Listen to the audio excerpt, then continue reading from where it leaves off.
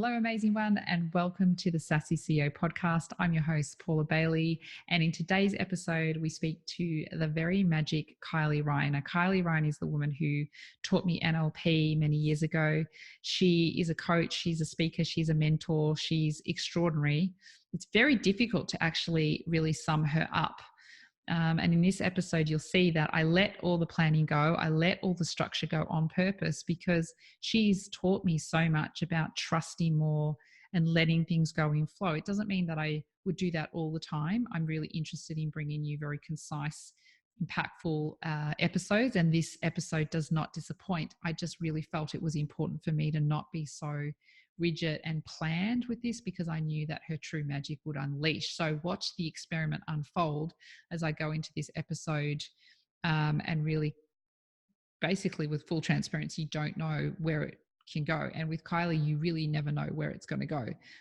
It ended up going to be about flow state. There's lots of studies on flow state now in terms of performance and growing your business, but she really does explain that really beautifully, but also helps us to understand our place in this world as a greater whole and our impact and how us being in flow state, us finding our joy, being in bliss as it relates to our business, not just in our personal life, how that is impacting the world and why now is such an important time for us to be hearing messages like this. So if you're listening to this, if you're still with me, please, please, please listen. If you're a business owner, this is a very, very important message for you today. Don't forget, if you'd like to be planning for your business, you'd like your own strategic plan template, please head over to the sassyceo.com.au/gift and download the free Sassy CEO strategic plan template. But on that note, let's get into the magic. Let's get into flow with Kylie Ryan.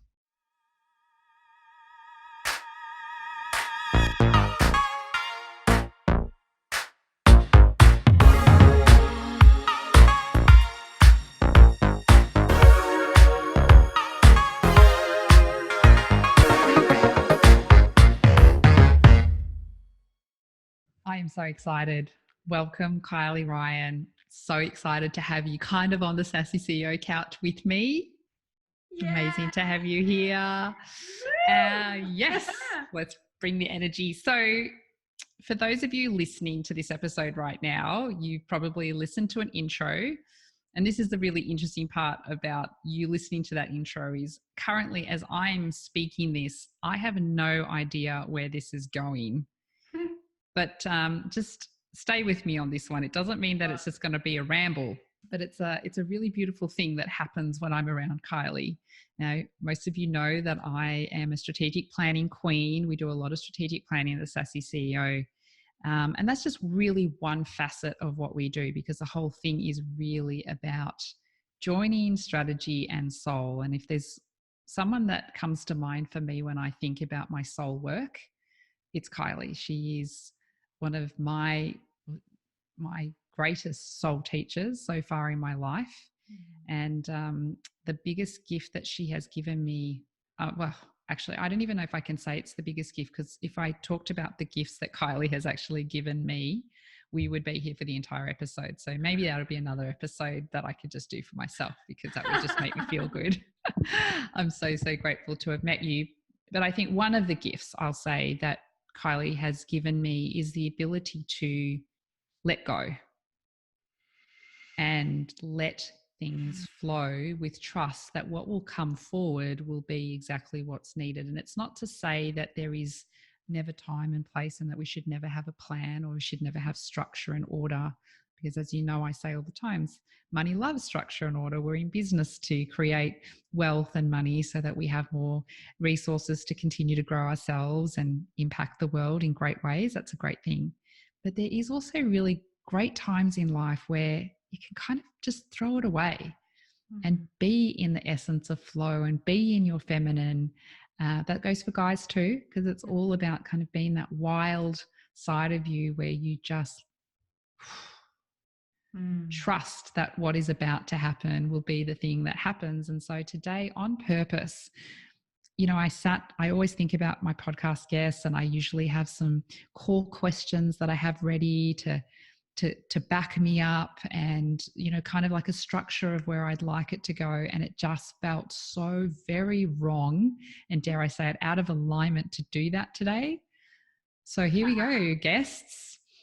Watch the magic unleash while we talk about all things magic, and hopefully bring to life more ways for us all to embody this flow state and this way of being, so that we can join it up with our plans and with our strategies to create true magic in the world. What do you think, Kyles, on this topic of joining those two worlds together? Yeah, 100%. Well, I mean, there is a lot of research and a lot of work being done these days to facilitate flow in peak performers, right? And whether that be athletes, whether that be in business, whether that be artists, everyday people are starting to get an awareness of what is this flow? Like, it seems like a bit of a buzzword. One of the New York Times best-selling books, Stealing Fire, has been talking about flow. And flow states are those moments where you do throw out the script and throw out that plan and the structure of where you want, where your kind of conscious mind thinks that things should go. And instead you drop into your body, fully into the present moment, and in that full presence in the present moment, then you can, and when you do like fully relax and surrender and really take a deep breath and really drop into your body, then you can become aware and almost hyper aware of what's going on, to the point where you can start to drop into that state of flow.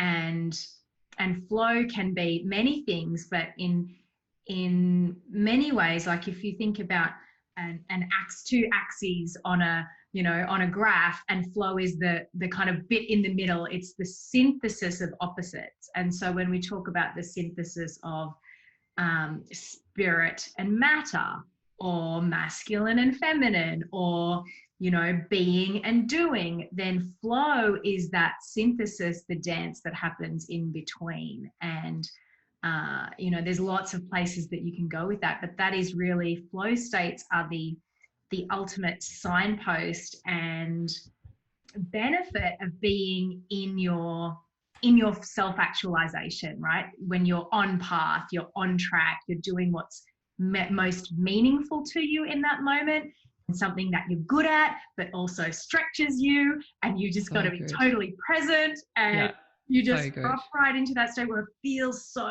good because you're just right there. Yeah. And I know for a lot of listeners, like if this is a newer concept for you, it can feel like I don't quite understand what they're talking about. And I just want to drop in right now and just say, if that is you, I really encourage you to keep listening. Yes. Because I still remember what that was like, where I felt like I don't really understand the words or what these people are saying, but there's always, nothing's by coincidence. Like if you are actually finding yourself on this episode and you're listening to Kylie's voice and you're listening to my voice, I really encourage you to just stay with it and allow whatever it is for you to come through for this bit. Because I know, like, I can still remember the beginning of my journey. I mean, I met Kylie through a mastermind many, many years ago. Yeah. We were both working on our businesses, and that was an incredible experience. And I always felt very drawn to Kylie, which is another example of just following your intuition of people and things that you feel drawn to. Don't question it, just kind of go with the flow of that. The flow. Like to say follow the cake crumbs of I like cake better than bread. To sort of, you're getting what you need at all times. And at the time, initially for me, it was actually help. I was there for business, but I actually got a lot of help around becoming a mother. Surrounded by those women. And in coming episodes I want to talk more about women coming together to help one another, because historically we've done that, and how we can continue to do that in this modern age to really help each other succeed in all areas of our life and succeed on our missions. But so one of the first things Kyle's really helped me with was helping me to drop into being ready to be a mother. And I did that through holding your amazing little boy, Ollie, because I didn't even realize at the time. I was sort of still very much, oh no, I just think I separated myself from all of that. So that was a very magic time for me. And then, following that on that flow, you actually taught me to be an NLP practitioner, which completely changed the course of what I was doing again. And in that course, I did learn about this flow state, and we talked about the balance between masculine and feminine. And I love how you just explain that, because it's so prevalent in the work that I do. It's ironic, really, because I'm the queen. I'm such a Libra, and I'm always, my whole life I've been like this balance between the two. So of course I'm finding myself in this work where I'm helping people balance between these two so-called worlds. But I think that's also a really important thing as you're moving through this new information. You're drawn to it, you're listening to it. That for me, the way I visualize it, obviously, is almost like these three planes. It's sort of like this physical world, and then there's like this mental world, this mental space where we do have conscious mind and subconscious mind and logic and all that amazing stuff, which you and I worked on a lot in NLP. And then in the last few years, you sort of go to this next layer of a more spiritual side of things, which has just been next level. Seriously, and we will talk a little bit more about that work. Yes. But how do you, is there a way that you can help people understand that, so that, I don't know if there's levels that you have to go through in order to be able to take the information and assimilate it so that you can understand this and how it works for you? Yeah, sure. Well, it's, even though the idea of flow states as a concept might be new to you, and you may not have heard about it, particularly, or know that much kind of about it cognitively or consciously, flow states, right? That, like even as a kid riding a bike down, on a summer afternoon, riding your bike, and those moments where, when you just got it and you could ride that bike, and, maybe you just had your training wheels come off, and, I'm watching my little boy, Ollie, who's now nearly 5, he's learning how to do that now, and watching him, master that, and seeing when he just gets into that moment where it just feels so good, and it feels timeless, and he loses himself in that pleasure of that moment, almost that it seems like this eternal moment of just joy. And so we know flow states, even if we don't kind of consciously chase them. It's moments when you are, really just in the moment, and it might be doing anything, right? It might be cooking a new recipe, and you're really focused on, how to perfectly braise that thing, like that meat or that vegetable, or whatever it is, because you're creating something. I think that it's that creation. It's the creation. And I just on that though, I feel like people get caught up in the business side. Like, how do I, I get that a lot, even from clients, but how do I find that? Or how do I find, my sweet spot? And when we're talking about sweet spot, we're not talking about the sweet spot that of, like when someone's talked to you about the sweet spot of marketing or your niche, or we're not talking about that. It's a lot of people find it really hard to join the word joy with their business, which actually really pains me, because I feel like our businesses are, again, in Sassy CEO, we talk about they're an external creation. They're not you. You're creating this thing, but it should be created in a place of joy and wonderment, and, really like this intrinsic desire to achieve this mission that you're creating in this external amazing masterpiece that you're creating. So many women and men that I speak to come to me in this, like, you can tell it's like the opposite of flow state. I created this thing because I felt like I had to do it this way, and it's like old paradigms of I had to make it heavy and I had to be chained to it, and it's like it does not feel joyful at all. It does not feel joyful. No. Yeah, it's that And that's really when you create out of unconsciousness, right?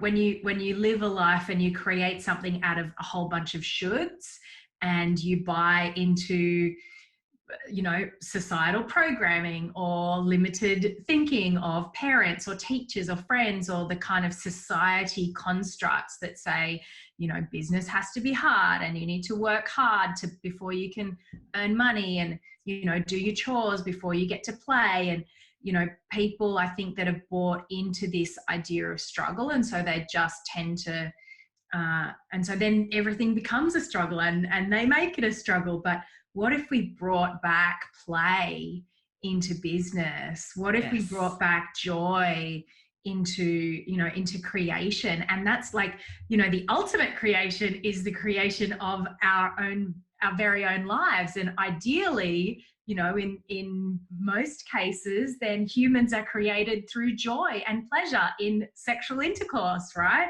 It's the idea that creation needs to be difficult, that it needs to be hard, that you need to push and it needs to be intense, is actually not true. It doesn't have to be really hard and pushing and hustling. Yeah, sure, there might be effort involved, but that effort can be joyful and that effort can be meaningful. And when the effort is matched with a meaning and an intention, a purpose that is so meaningful to you and that really lights you up, then you're happy to do the work. The work becomes joyful. Like if you think about that old story of, a boy walks down the street and there's these bunch of men working on building this stone wall, and the first one said, he's like, "Oh, what are you doing?" He's like, "Oh, I'm building this wall. It's really hard. It's a hot day. I hate it. I'm like, there's no water here. I need to go and get some more." It's like, "Oh, it's so strong. My back is breaking. It's awful." And he's like, "Oh, okay, righto." And he goes, "Oh, well, I wish you all the best," and keeps walking down. And he talks, a bit further down, he talks to the next workman. He's like, "Oh, what are you doing here?" And the different workman doing exactly the same work, he looks up into the sky and says, "We're building this beautiful cathedral and it's going to be so beautiful. And we're just laying the foundations now. So these stones, these are really important, these foundation stones, but we're building this amazing community, this amazing cathedral that's going to be such beautiful experience for our community, and we're going to sing and we're going to dance here and we're going to have beautiful experiences with our families and friends." And the second workman's eyes are lit up with joy and wonder, and he's doing the exact same work. And I love that. I thank you. That story is just awesome. It actually reminds me of when we're in the room in Sassy events. I mean, with the planning process, there's a lot that goes into the creation of a Sassy CEO's mission and purpose for their business. I mean, obviously that can be very tightly coming from their own personal missions and purposes and values, definitely. But as people, keep coming back, keep coming into the quarterly planning, like it's just amazing to watch people's energy shift around their business and how they feel about the work that they're doing when it starts to become bigger than them. And there's always that key when, like when it starts to stop just being this thing about you or what you need to make, what you need to make. Yeah, like it's like this new level, even for myself, like it constantly keeps expanding, which for some people might feel overwhelming. That's okay for me. I just love it because the vision gets clearer and clearer, and the work it's just not even work. And it reminds me, actually, I was listening to a podcast episode recently. I started listening to The Diary of a CEO, Stephen, I can't quite remember his name. Apologies, Stephen, if this ever gets to you. But he made this point about how he often has friends who'll say to him, you need to stop working so much. You need to do this, or you need to do that. And they're well-meaning. And he said, but this is my joy. Imagine if I said to you, you need to stop dancing so much. And why are you bike riding every weekend? You need to just stop doing that. And Yeah. it's this concept that people, you know, in society have around work, and work must be really hard and horrible. We And want to retire from the we just want to work. retire, and we're Yeah. hanging for, you know, I mean, we still remember those times in our life. And I literally spent the first, I think, 30 years of my life, you know, kind of rebutting against wanting to live like that. You know, I didn't want to live for the weekend. I didn't want to dread Monday coming. You know, I just, every day is just joyful. And I'm so very grateful just for that in itself. And I remember, you know, just even when I'm having a bad day, I go, hang on a second, what day is it again? Or when people say to me, oh, what are you doing on the public holiday? I don't even know it's a public holiday, because I'm just enjoy doing what I do, because it's just what I do. It's just a whole new way of looking at what you do and who you are in the world. Totally. And that, like, that's the shift that's happening with the entrepreneurial revolution that is happening. You know, the information age has opened up so many possibilities, and the internet, the technology has opened up so many possibilities that just didn't exist before. And so that idea that work is hard, and that, you know, that it needs to be a struggle and you don't get to do anything joyful, it really comes from, you know, if you look at it historically, it comes from the industrialized age, where, you know, for all the way back to agriculture, you know, people having to till the fields. And, you know, when it's your own field, then it's quite meaningful. But, you know, if you're working as like just a workman in someone else's field and you're not getting paid very well, and then, you know, if you're a factory worker working in someone else's factory doing like putting, like in Charlie and the Chocolate Factory, putting lids on toothpaste, thousands and thousands of lids on toothpaste all day long, that is, you know, you could work really hard and try and make that super meaningful if, you know, if you really worked at it. But maybe if you really care about cavities, and you really care about cavities. But there are a lot of people in the world that are doing work that are kind of automatons, you know, like doing this kind of robotic, not very meaningful work that is not their purpose, that have been enlisted into some other larger organization's purpose. And so then they become a cog in a larger factory.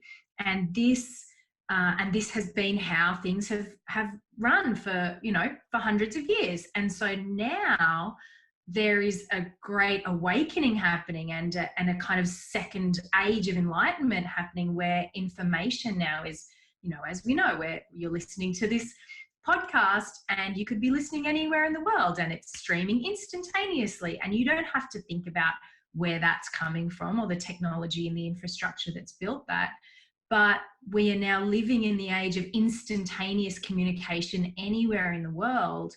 And so it is absolutely possible to build a business from your bedroom around something, you know, that is meaningful to you and that you love, outside of hours, and kind of start it as a side hustle and build it up until it overtakes your, you know, your regular work income, and then you're doing something that you love. You know, it's absolutely possible for anybody, even to go into a local internet cafe if you don't even have a computer, or a local library, and it is possible to start a business from something that is meaningful to you. But that was not possible 50 years ago. That was just not possible. And so that idea that work is a struggle comes from a historical context that is now no longer true, and it is breaking down more and more and more as time goes on. Yeah, it's really interesting. I've been listening to a lot lately, because obviously I'm doing a lot of walks, and I'm in the middle of a 75 hard challenge. If you don't know about that challenge, go check it out on Instagram, #75 hard. It's amazing. But it's been extraordinary for me, because it's given me a lot of time to listen to things, which is one of my top values, growth and learning. So I'm in my joy every day, and it's completely changing me as a human. So thanks, Andy, for starting that challenge. But something that I heard recently was this, I can't actually for the life of me remember where I heard it, but they were talking about, you know, even in the caveman days, the actual ability to have a smartphone existed. Yeah. So at any given time, like, all these ideas, all these opportunities are there. It's just you know, obviously waiting for people to catch up, whether it be, you know, for people to be able to download that idea, however you, the concepts to be able to come into manifest into physical form.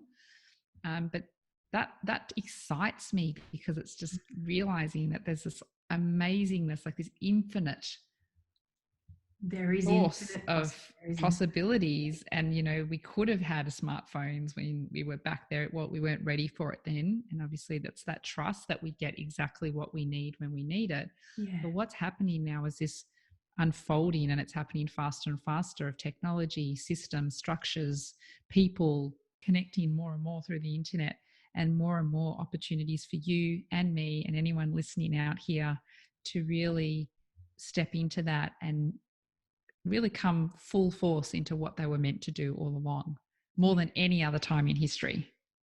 More than any other time in history, this is a time of possibility. And it is a time too that is, you know, at the same time, it's this evolutionary philosopher, Daniel Schmachtenberger. He's incredible, you know, an incredible mind. And he said, one of my best friends, Jackie, she just did a movie called The Portal. It's just come out. And so he talks about it in this movie. Absolutely get along and check that out if you have the chance to see it.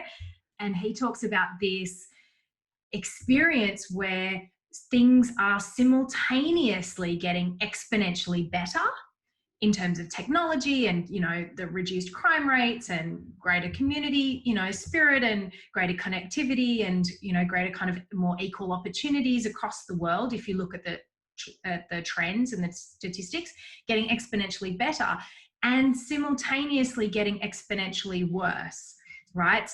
You know, biodiversity loss, extinction of animals, you know, the climate change stuff that's going on that is crazy. And so he says that you can't actually say that it's getting better or worse because it's simultaneously doing both. And so if you think of like a wave kind of going up and down, I'm like, you know, raising my finger up and down, like this kind of almost like a sound wave that's like going into flux. It is a system that is destabilizing because it's getting better and worse and better and worse and better and worse at the same time, simultaneously. And so that means, according to him, that we are on the verge of an evolutionary leap. That it is that we're moving into what he calls a phase shift. So it means that things are going to have a radical shift, either up or down into an order of much higher complexity and order and meaning, or much lower order and complexity and meaning, right? That those two possibilities exist, and that every one of us, if you think of us as, you know, I like to think of humans on the earth as individual cells in a much larger body, right? If you think that you're a cell and I'm a cell and every other human in the whole world is a cell in a larger body of humanity, then some cells are kind of working against the system, and they're like, you know, kind of like almost cancerous cells. If you think about it metaphorically, they're working against the whole. And the majority of us, you know, we're doing our best. We're trying to move towards what's good for us and what's good for the whole. But it is really, you know, this urgency and this pressure that I think a lot of people are feeling. If you read the news and if you're aware of what's going on in the world and you care, then you might be feeling this pressure to go like, oh, what can I do? And it's very easy to get drawn into kind of doomsday thinking if you watch a lot of the news. But equally so, I find that is like a pressure and a force that is calling on me to go, okay, well, time is limited and what I do matters. And so now more than ever, we are being called to rise into our greatness, to have positive visions of the future and to create those things that are in our hearts, because, you know, art and music and creativity, entrepreneurship and new ideas are what is going to make the world a better place and are what is going to support the phase shift into higher orders of complexity and into greater possibility for all. And, like if you think of just distributing equally the amount of food that is in the world, like there is enough food to feed everybody, but through the current systems, not everybody is getting fed and people are starving. And, there are people that are exponentially richer than other people who are exponentially poorer. And so it's about redistributing some of those things and thinking really creatively about how we can make life better for every human on this planet. And entrepreneurs are a key pivotal part in what is going to drive that phase shift up, because we're the ones that have the ability to take an idea from idea into execution almost immediately.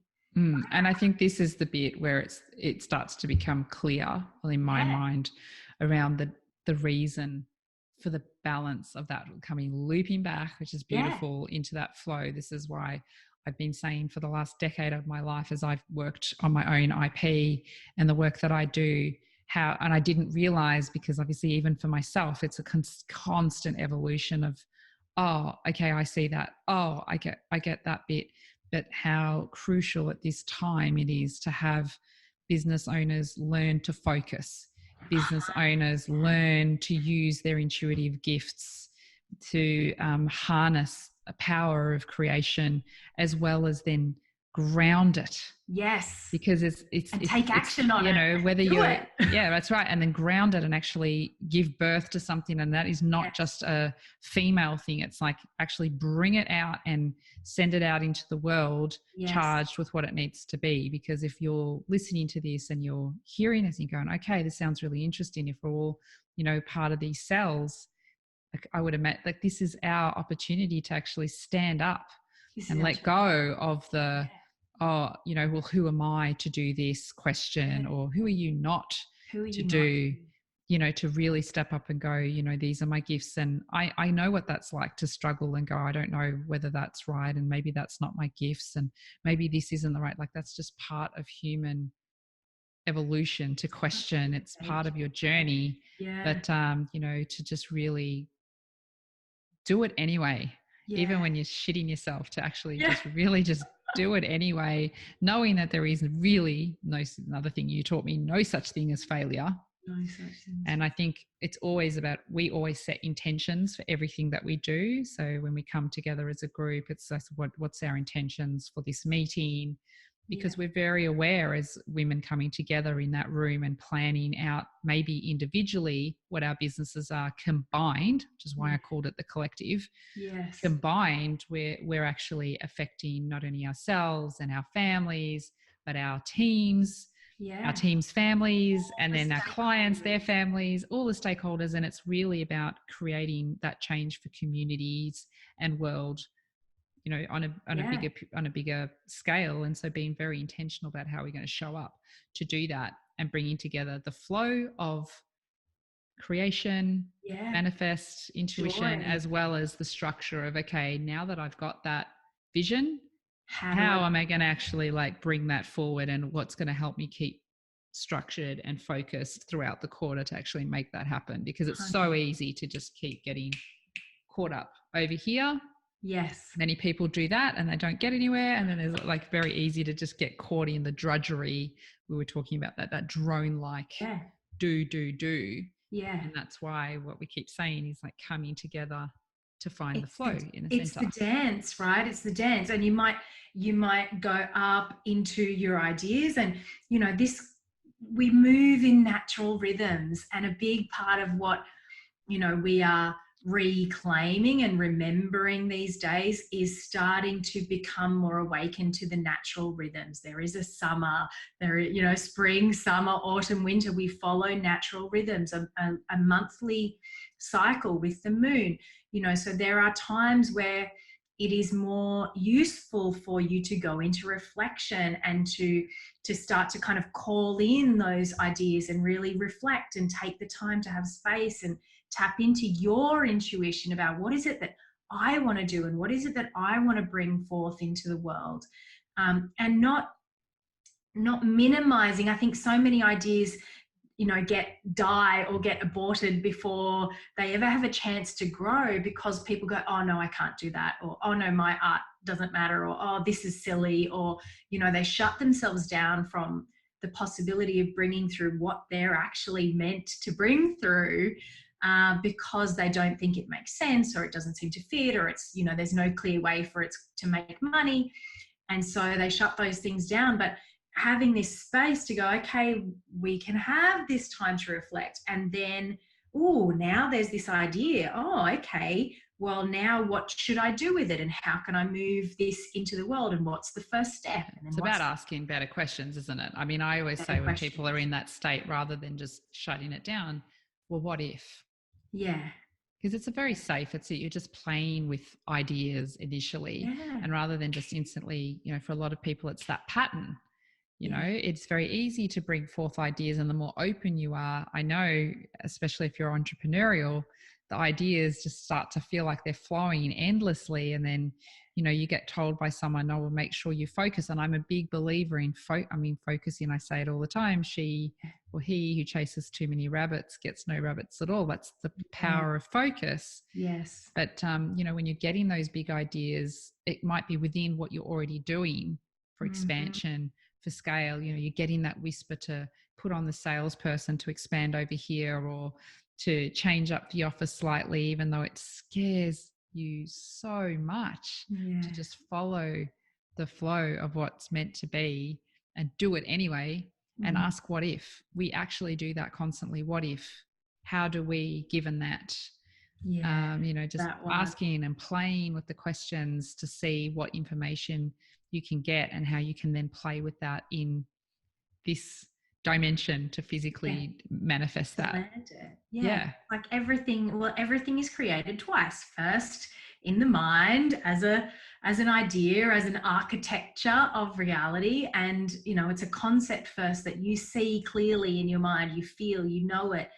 And, you might edit it or adjust it along the way as you're creating, but it's built first in the mind, first in your ideas, and then built in the world. And no one ever built a plane without a blueprint. Exactly. I'm sure when someone first said we're going to put man up in the sky and they're going to fly, people were like, that can't be done. I don't think so. Yeah. No.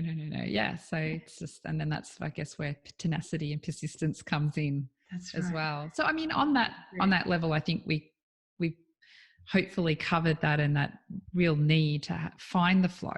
If someone was sitting out there now going, okay, I know that I'm a business owner, or you could even still be working for someone, it doesn't matter, but you have that, you're listening, and you're really going, well, how do I find my flow? How do I drop into that? Do you have any advice to how to help people practice that art? Yeah, absolutely. Well, it starts with finding and creating space to do something that brings you joy, and to do something that has ever increasing complexity and need. So it's growing as you're growing. So, learning to play an instrument could be something. If you love it and you want to learn, then, taking time to do that. Or even playing video games is, that's one of the greatest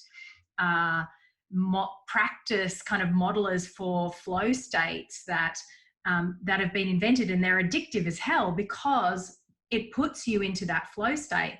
And so, but it also puts you into a world. I've just been listening to this, into a world where you let go of being so risk adverse. Yes. Because all of a sudden it doesn't really matter, and that's actually multiple a good lives. Just keep going, try it again. So it's do something different. Yeah. So that's video games are a great trainer of flow states, but it's basically to find the flow is that synthesis of something that is meaningful, and something that is that brings you joy, or is something that you really care about, and something that challenges you. If it doesn't challenge you enough, then you're going to get bored and feel like, oh yeah, I already know this. But something that's constantly challenging you and taking you to the next level and causing you to grow, then that's the kind of ideal environment. You know, if flow states were a type of bacteria, that's the petri dish that it really loves to be in, right? Yeah. It loves to be in a space where you've got joy, that it's meaningful, and that it's kind of constantly drawing out your best. And when I was listening to a lecture, a psychology lecture just yesterday actually, and he was talking about this very thing. And what was it? I was like, and he said, you know what it is? It's like this thing that draws out your very best, and it's constantly getting more and more difficult, but just incrementally so, and it's so meaningful. And I'm like, yes, it's business. It's running a business. And he's like, it's video games, isn't it? And I was like, oh, yes, video games.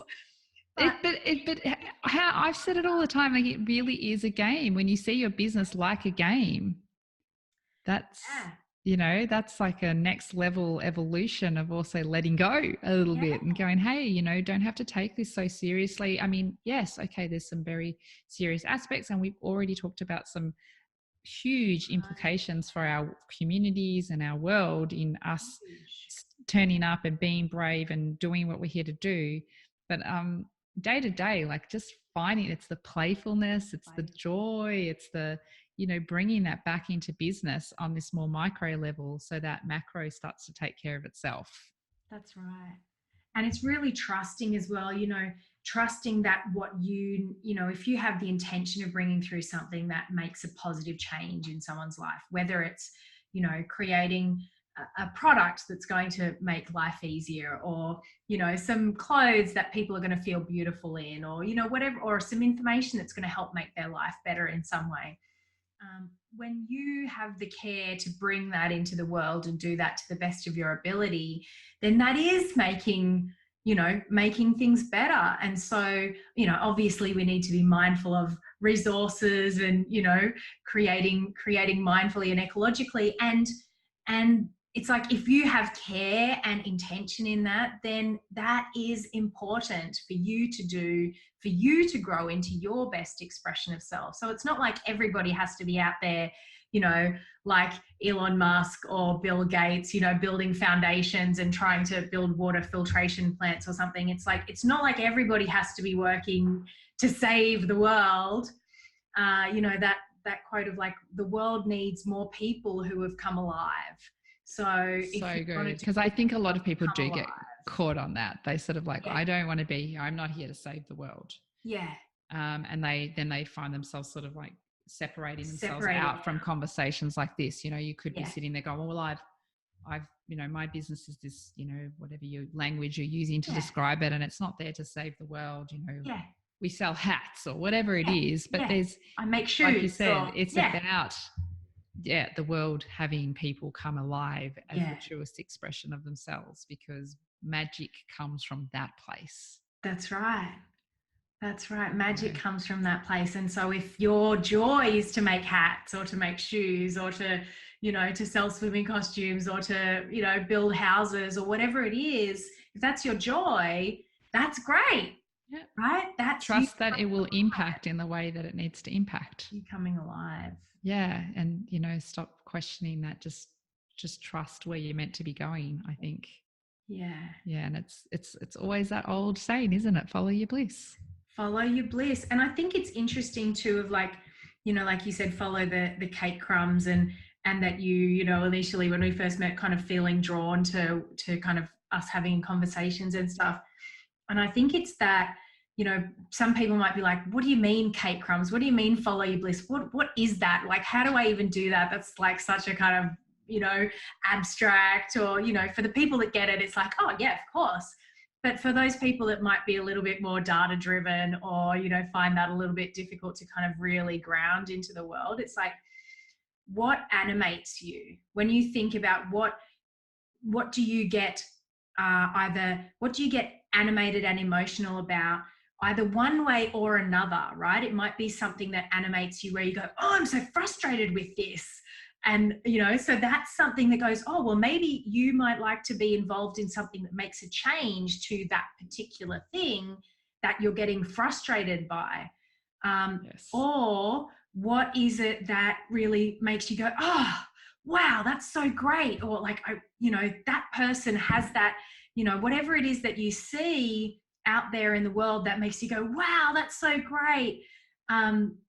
That is also animating you in a positive direction. So we can be driven in both, driven forward by either being pulled towards something that we want that is animating us positively, or wanting to make a change to something that is frustrating, or that we find a kind of negative reaction to. But life that is most meaningful is lived in a passionate way, and that is filled with energy, and people that live passionate, energized lives are ones that are doing things that are meaningful to them. And so and things that are meaningful animate us and make us get alive, right? Exactly. And I'm just going to add this now because I feel like I need to say this, and you are allowed to live like that. You are allowed to be You are allowed, not someone else, not, how many years I spent going, oh yeah, okay, cool, that person's allowed to do that, but not me. I'm not. And I have to stay all serious, and whatever it is, or I'm not a very animated person, so this counts me out. No, there's lots of ways that one can be animated. There's lots of ways to feel joy and to have energy. I think the key here is that I want to keep reminding, if you've lasted this long into the podcast, that's amazing. Congrats. Just take in what it's meaningful for you, and maybe come back and listen to the episode again. It's amazing sometimes when we come back a month later and listen to something again, we get a whole new set of meanings. But on that note, I feel like we could talk for hours, but we did it. I just loved it. It just went exactly, I feel, where it was meant to go. So there you go. The experiment of just letting it flow ended up with us actually talking about flow. Of course, so perfect, because it's something that Kyles and I talk about all the time, and it's such an important part of life, but also building business. I think learning flow as a business owner and being able to access those flow states is incredibly useful and important. So take that on board and use what is important for you, because this is a journey for you. It doesn't matter what other people do with this. It's all about you. This was created for you with great love, and we hope that you can use it to bring more joy and flow for your life, because we know that's going to be a good thing for everyone if that happens. Absolutely. Kyles, thank you so much for being on here. I really feel like we're probably going to have to do another one of these at some stage in 2020, magic year. Magic year 2020, coming up. Yeah. So we will organise to have you back on. But for now, I'm really, really grateful for your time, your love and your energy, not only in this podcast, but throughout the years that we've had so far. Bring on some more. Yeah. Thank Woo-hoo! you. Yay. My pleasure. Thanks for listening, everybody. Thank you. Signing out. Bye. Bye.